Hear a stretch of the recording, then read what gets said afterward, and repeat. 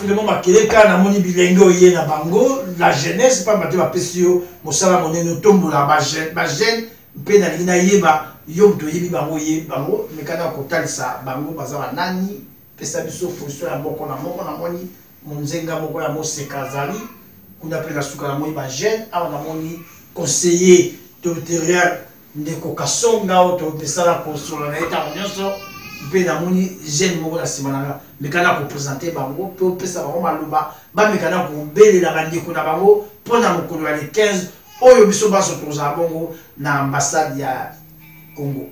Merci papa Libitande na Epsakio na ngati ba jeune ba komi kozwa conscience baza déjà ya kotelema ne na Epsakio na yena ba jeune naza na radio wa Solwa porte-parole ya jeunesse ya UK et puis naza na Maman Merveille Moudiaï, il y a des jeunes membres actifs na kati appareil quoi UK et puis naza na Glody Boli, il est sous membre actif et puis naza na papa Kasonga, conseiller territorial. Donc au moment que ba jeune bazali ba komi ko lata likambo ba komi ko comprendre la situation ya mboka na ba pe ba ko continuer toujours ko comprendre au message ya solo. Et on a repé ça nekoredi Wasolo Aliloba, porte parole la jeunesse, abel la bachenne pour les 15, boya et belé botonda, boyoka, nekonamino jeune. Merci papa Ridi, toke. Thank you very much.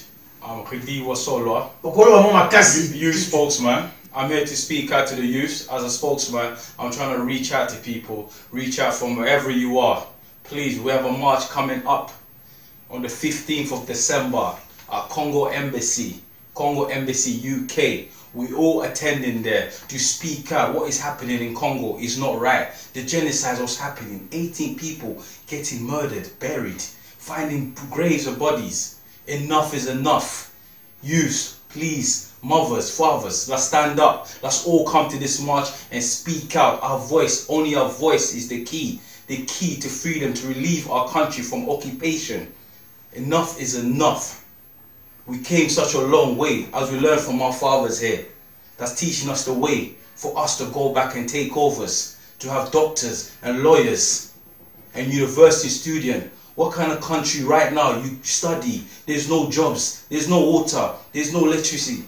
We're in 2017 and we are still suffering. Come on people, our country is occupied. It's time we stand together as youth and raise. Let's stand and speak and march. So on December, outside the Congo Embassy, we will speak out because enough is enough. You know, we lived in this country for so long. This is not our home. UK is not our home. We are visitors here. If they wish to kick us out now, where do we turn to? Rwandans won't accept us. They're not our people. They are violating our mothers. Our homes are taking over. Our land. They've taken over our premises. We cannot even have homes in our own country. We're paying rent to live in our own country. Come on people, stand up. We must fight. There's no such a thing as election. Our country is so occupied. We need to take back control, full control. They said election 2017. What election? 2018. We know Kabila's not going. He has to be taken by force. So it's time for youth to stand up. This is our home and our time. Thank you. Thank you very much. I see Bajen. All youth, I think you listen what your friend, your brothers, youth like you, what he say now. I think you get the message. So I'll go.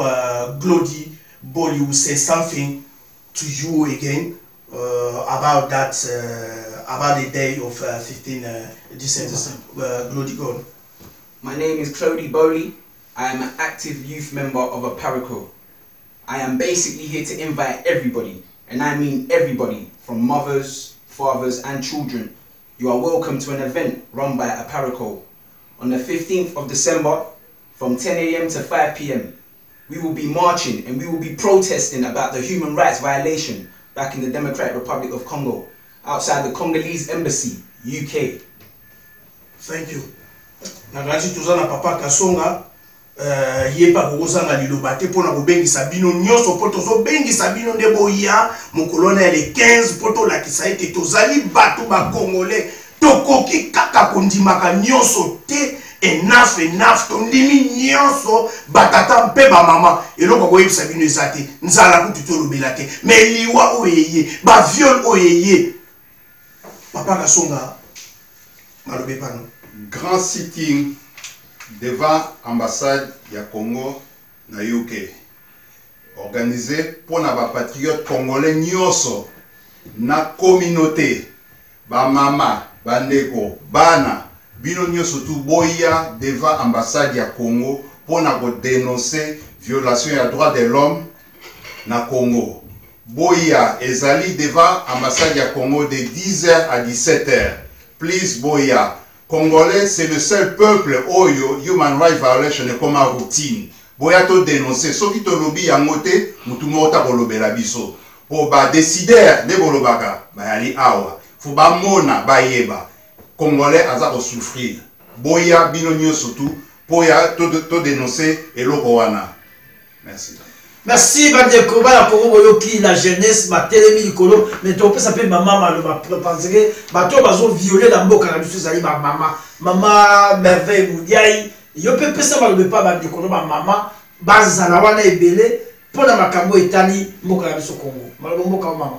Merci beaucoup papa Libitala. Olo makasi mama. Merci beaucoup papa Libitala ina lobake combat to côté l'occupation ezaka pona ba papa te ezaka pona ba maman pona ba senior so ba jeune fille so baza violé même les enfants à l'âge de 4 ans baza violé na mboka ya Congo. Donc a on mboka o toza lokole pa batu na lingala balobaka likola nzete za pa batu faut kita.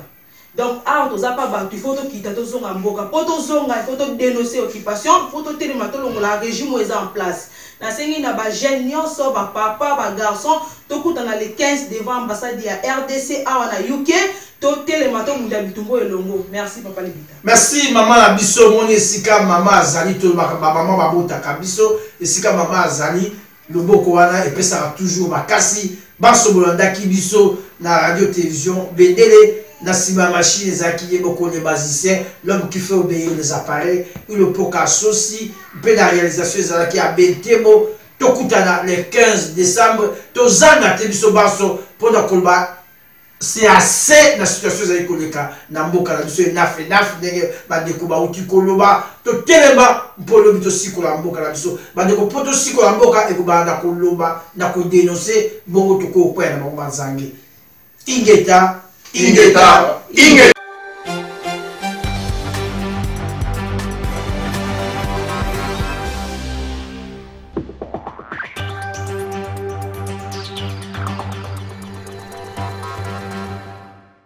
Papa ba mama bilenge basi mibali bana tangu ekoki to telema pona mboka na biso to nyoka mingi ko violer biso epai ko boma epai tangu ekoki to telema to possible ça génocide aux na mboka na biso ba crime aux na mboka na biso donc ekoki to telema biso nyonso tout ingeta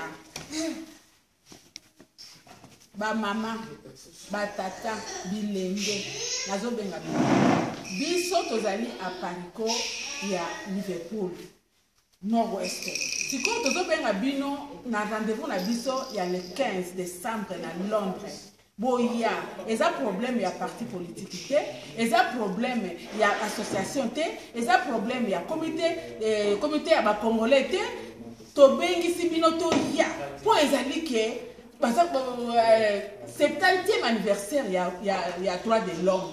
Est-ce que na mboka na biso toza na droit de l'homme? Mboka na biso toza na droit de l'homme te bato boni bazo kufa na Beni na l'est na Kasai bato boni bakufi. Génocide boni bazo kunda bato na mabulu ndenge na ndenge crime nini violation nini tomoni pasi.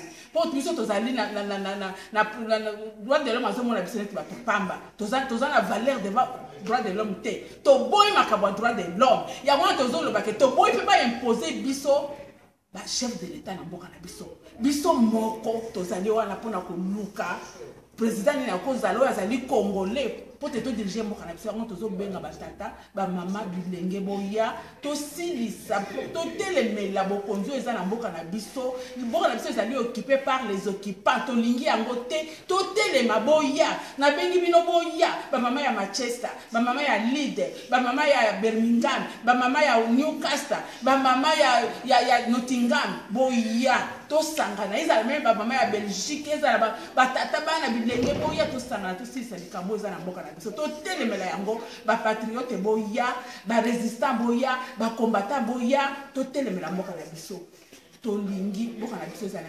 libéré. Rendez-vous le 15 décembre 2017 à 10h à Massage à Congo, à Londres. Igeda.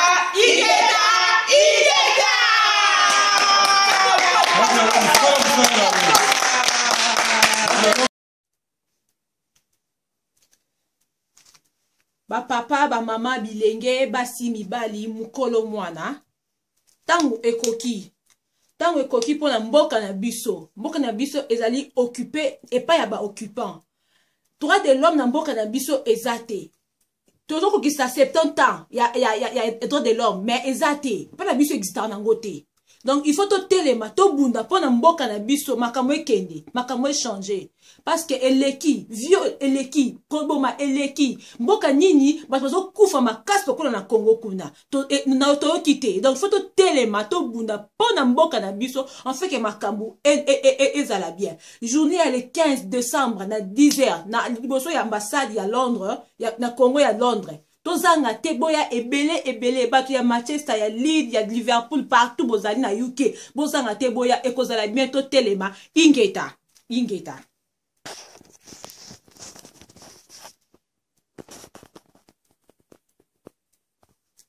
ba Congolais nyonso partout esika bozali na kati ya Royaume-Uni to bengi bino nyonso boya le 15 décembre na ngonga ya 10h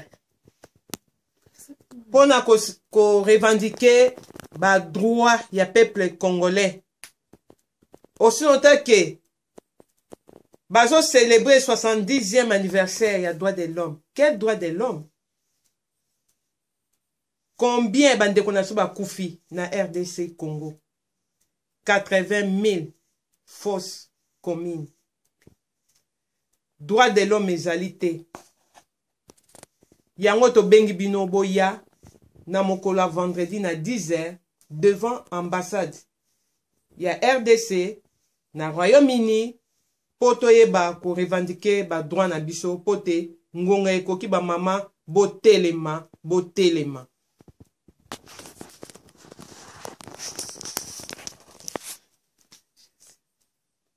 Ba mama batata bandeko biso ba mama ya Liverpool tozo bengisa bino boya ba mama ya Liverpool, ba mama ya partout, ba mama ya Manchester, ba mama ya Leeds, ba mama ya Birmingham, ba mama ya Nottingham boya toza na rendez-vous munene le 15 décembre na Londres. Toke no lobela mboka na biso, ba patriote, ba combattant, ba résistant, eza makambo ya parti politique te, eza makambo ya association te, eza makambo ya mboka na biso eza ya kobeba, eza na ba occupant, mboka na biso eza ya kobeba, to fete bazoko fete 70e anniversaire ya droit de l'homme. Est-ce que biso droit de l'homme ayebi biso?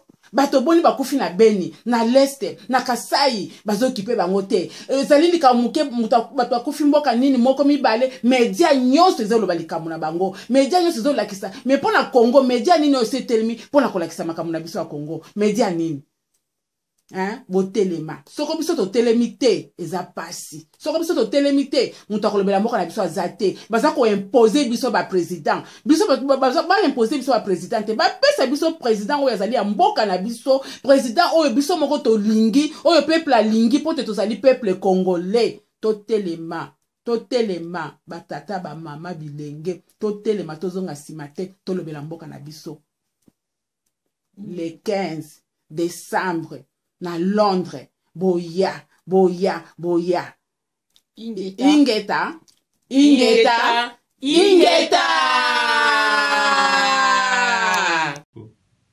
To mark the beginning of the 70th anniversary celebration of Universal Declaration of Human Rights, CNRC and APARECO denounced the appalling human rights violation in DRC.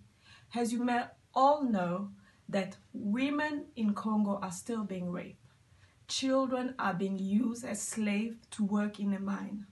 Therefore, Apareco and CNR, together, we are coming together to organize a grand sit-in outside the DRC embassy on the 15th of December 2017. So we are inviting you. It's from 10 a.m. till 5 p.m. Please bring your children, invite women, men, all Congolese, so that we can come together and stand against what's happening in our country. Pour marquer le début de la célébration du 70e anniversaire de la Déclaration universelle des droits de l'homme, la CNRC et la PARECO dénoncent les graves violations des droits de l'homme en RDC, l'hypocrisie des Nations Unies et appellent les Congolais à se soulever en masse contre l'occupation. La Nations Unies est égale occupation de la RDC, est égal les régimes criminels, est égal les régimes criminels des Kanambé.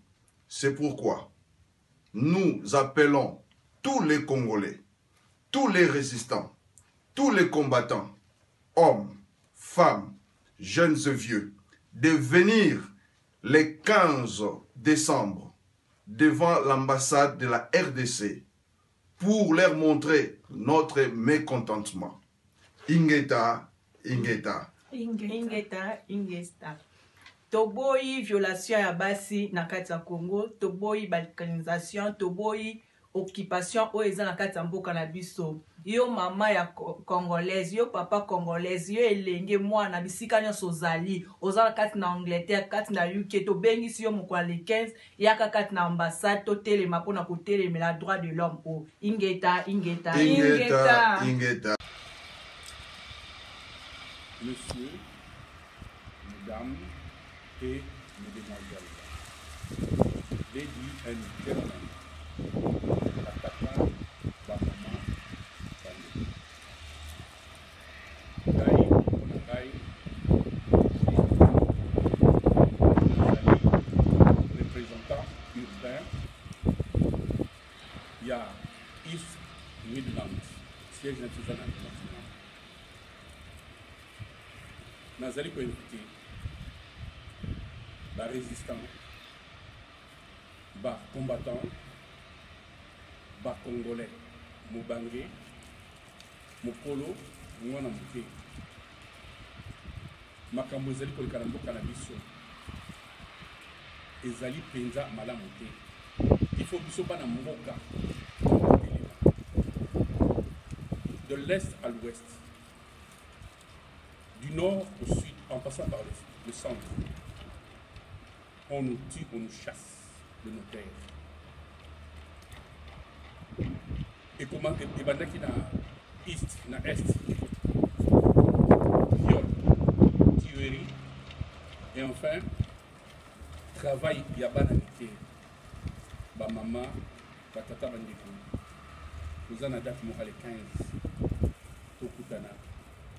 Devant l'ambassade du Congo pour te protester contre l'occupation, pour te protester contre le tuerie, pour te protester contre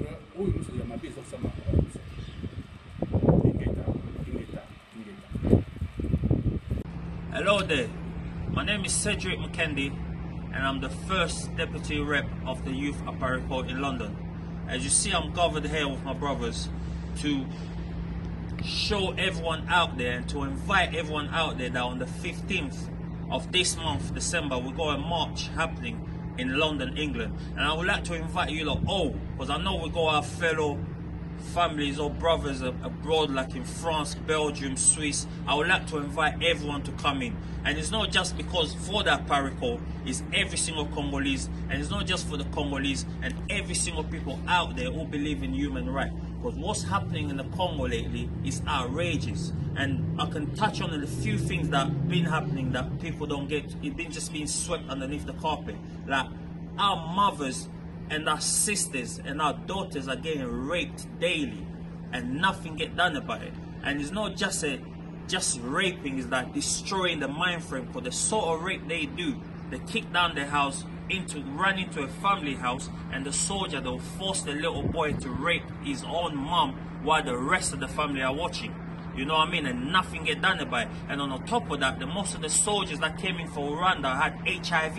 And when they're raping us fellow family members, mothers, sisters and daughters, and that, they're transmitting all that disease into them. And nothing gets done about it. So I would like you all to come out, because we got the voice, because we're here and we got the voice to speak about it. But back there in the Congo, most of us ain't got the voice to speak about it, because if you're trying to speak about it, you can get assassinated, and that's the end of that.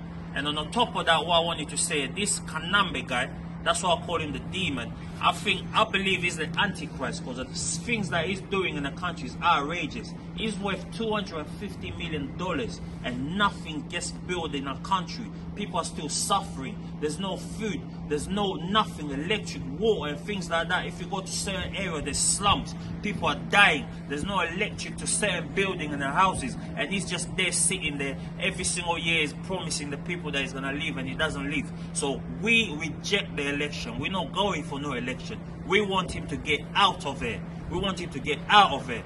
You know what I mean? So please, I want everyone to come and push in, because it's us, our voice, and we want the Europe people or the Western country to get to that's the main aim. We want them to see what stress we're going through. We want them to come through and help us out, just the same way how they helped the Zimbabwe. That's how the same way how they helped Mugabe to leave the power. So please, turn up on the 15th of December, and it's going to be a good one, and we need everyone to come out there. Thank you. My name is Wenimo Ridi Wasolwa, a youth spokesman for the Parigo, for the news. Today we're gathering today with my brothers to let the world know we have a march on the 15th of December, a peaceful march. So wherever you are, please come. It's a peaceful march. Enough is enough. Our country is occupied. Our country is occupied. Our country is occupied. The soil that we was born in is being occupied. It's being taken over. They've taken over our soil, and they've built houses on our ground for us to pay rent in our own house. Enough is enough. We are resistance. No election, resistance. We need to take control. Kabila must step down. Enough is enough. If kids aged like us or younger than us, treated for slaves, getting killed, getting buried, women getting raped, when are we going to say enough is enough? They've come into our home and taken it over. They've taken your wife as their wife. People, please stand. Congo is a very beautiful country, but at the moment it's not. The soldiers, Rwandans, the officers, Rwandans. Kabila, he's not a president, he's a businessman. His family owns majority of the business in the Congo. They control all the businesses, the diamond, the coal. The English know this, but allow it to keep happening. So we're standing tall to speak out where we come from. I'm raised in England all my life. I didn't know. So now I know, I've come to reality. Home is home. So I must fight for what's ours. So we must fight hard. So we're telling you, wherever you are, London, outside of London, French, Belgium, anywhere, please attend this march. This march is to benefit our country. We're speaking out. Like President Gwanda says, our country is occupied and we are the resistance, the generation. We're trying to build a future for our kids that's coming. They can live in the country, go to university, go to college and study and have a job. Right now, there's none of this. You have kids in corner streets, drinking, no hope, no future. When are we going to say it's enough? Our parents have been fighting this day and day. Nothing is changing because we're not standing together. We need to stand together. Not in thousands, not in 2,000, 100,000. We must stand and we must march. Kabila must step down. They told us Kabila was going to step down. December 2016. That was a lie. Now the US are saying he was going to step down 2017. We know that's a lie. Oh, elections coming 2018. We know that's a lie. They want our country to be occupied. They're treating us like strangers in our homeland. We're treating us unhuman. Look at what's happening in Libya. Africans are fleeing their own country to find peace in their life, only to be getting tortured and sold as slaves. Why do you have to flee? Because the government ain't right where we're from. The government's not right. So it's time we stand as one. So I'm shouting now, trying to reach out to the youths, trying to reach out to the fathers, the mothers, cousins, anyone, please come. We must stand together as one. We are Congolese and we're proud of being Congolese. So we got to prove that we are Congolese. Thank you very much. Hello, my name is Ruben Ben Kayombo. I'm second deputy rep, youth in London, Arico. Especially today, I'm speaking up to the youth all over the country, youth in Belgium, youth in London. Please come support all your youth brothers that's in Congo, that's suffering, that's getting forced to do soldiering, that's getting forced to kill their own family, that's getting forced to rape their own siblings. Please, please, please, please, please, man. This is our brothers and sisters are back home again, forced to do things they don't want to do. They should have been in school, learning skills, being a doctor, being a solicitor, being someone big in this world, in Congo, understand? Congo is a very rich country, understand? But people in Congo are suffering. They're really suffering. They're not benefiting from their own richness. Please, let's come and support Congo. Support everybody in Congo, youth, especially youth I'm speaking for, especially youth. Please come out on the 15th of December this year in London. We're all marching in London, please, for our benefit in Congo. Understand? Our family is suffering. Our kids are suffering. The country is suffering. Understand? The country is suffering. Please, please, please, let's get Congo back to our own Congo people, to benefit from everything that is in Congo. Please come on the 15th December and march with us in Geta. My name is Audrey Cavani and I'm part of Parico, West Midland. We are going to welcome you to a sitting in front of the Congolese Embassy in London on the 15th of December 2017.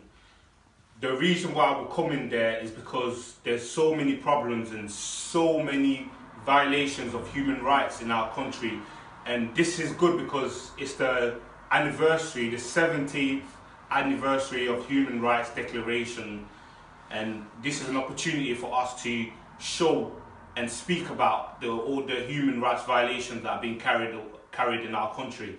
There are people being killed, there's murder being committed, there's war crimes, there's all sorts of violations, there's rape, all sorts of violations against human rights that are being carried away in our country. And we welcome you for a sit in front of the embassy, the Congolese embassy, for us to make our voices heard and for us to show what is actually happening in our country. Thank you very much. Oui, comme l'a dit notre frère, nous invitons tous nos frères et sœurs congolais de UK à venir nous joindre le vendredi 15 décembre 2017 devant notre ambassade de la RDC à Londres. Là, nous serons ensemble pour dénoncer les violations de droits de l'homme qui sont faites dans notre pays par ces occupants étrangers rwandais. Ils sont là, nos droits ne sont pas respectés. Nous vivons dans l'injustice. Les peuples sont violés. Il y a des tueries dans toutes les parties de la RDC. Il y a le vol de nos ressources minières. Toutes ces choses-là, nos droits ne sont pas respectés nulle part. On n'a pas de droit dans notre pays. C'est pourquoi nous venons pour dénoncer tout cela par ces occupants. Et pour cela, venez nous joindre tous ensemble, luttons pour la libération de notre pays par ces occupants. C'est pourquoi nous invitons ce jour-là. Soyez la bienvenue.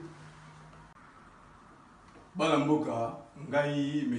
Alexis Luemba, secrétaire à Parico West Midland, na bengi bino nyonso ba résistant congolais Boya. Boya bandegonanga tokutana le 15 décembre devant l'ambassade Nabiso na Londres.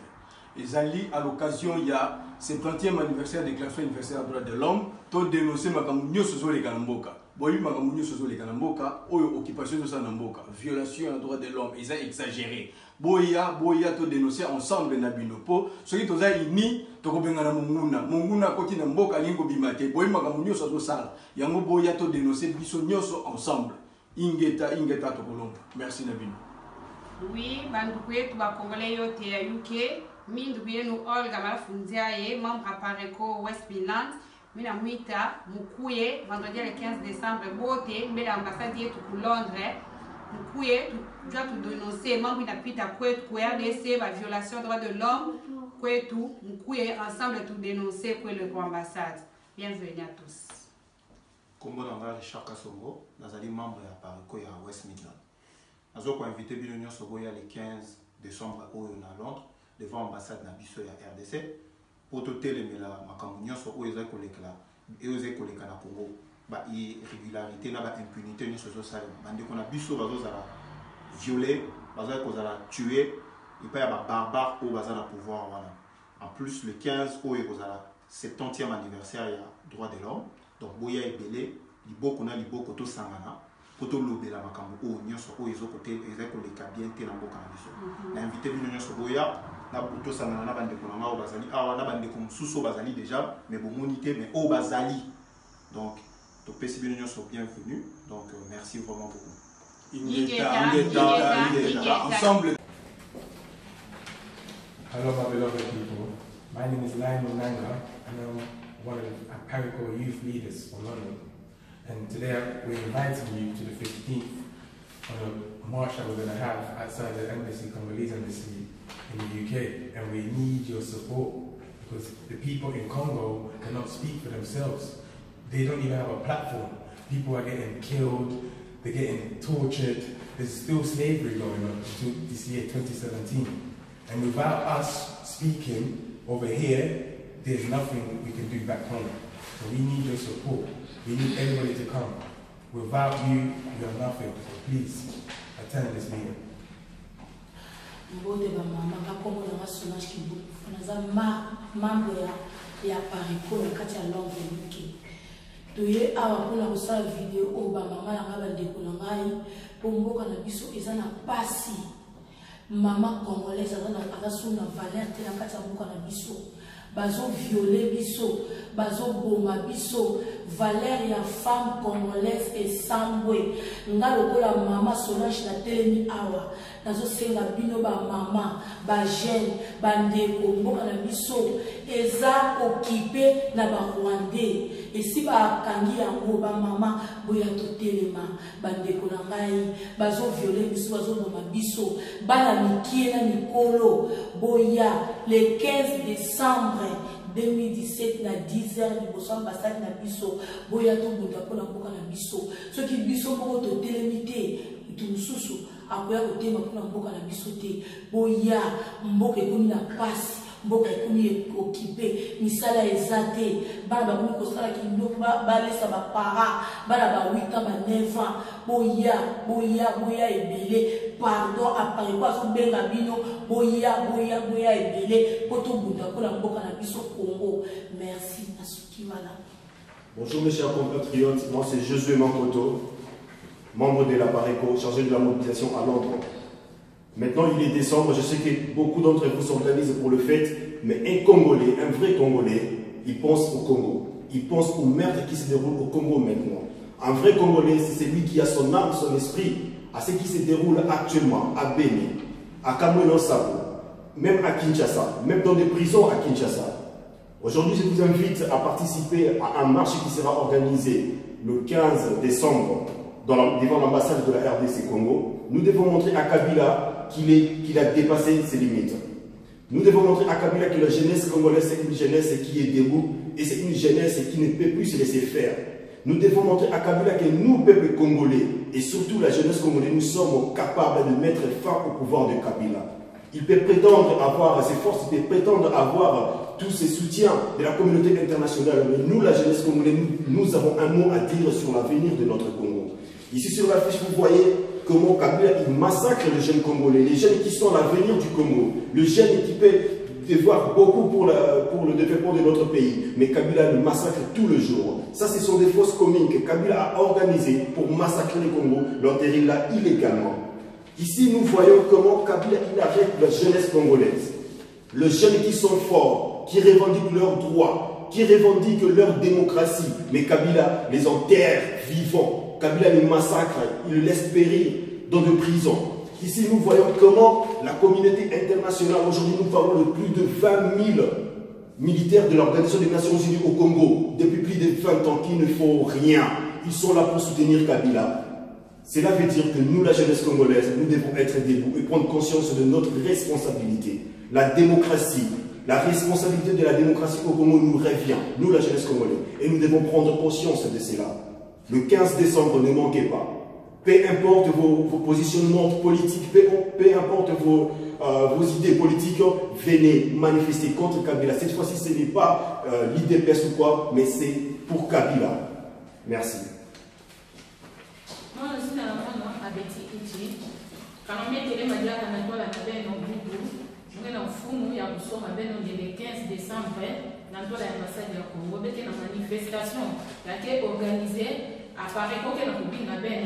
Betelema, betu sangana, betu vana bumosi, ba mama, beta la komeske ba mama valera ki ba mama na bola na betu ke vanda ben. Taka bana, komeske boke vanda bana ke violé, ba mama ke violé, bana ya 8 ans, ke na butelema na zila ke sala ke ngumba sana kobisa ba famille, à cause ya souffrance, à cause ya pasi ya ke na kati ya bola na beto.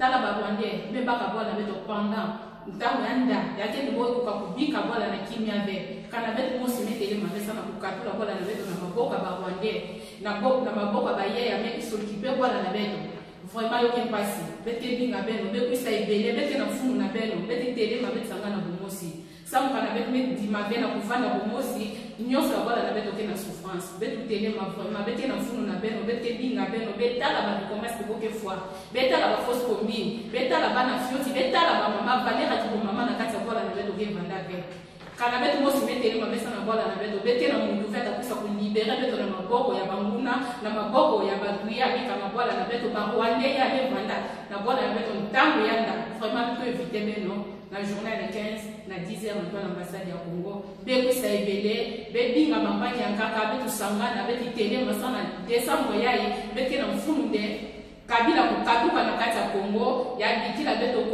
Congo na ba Congolais Rwandais beti na mfumu na bo ve na kati ya bola na beto merci. Ingeza.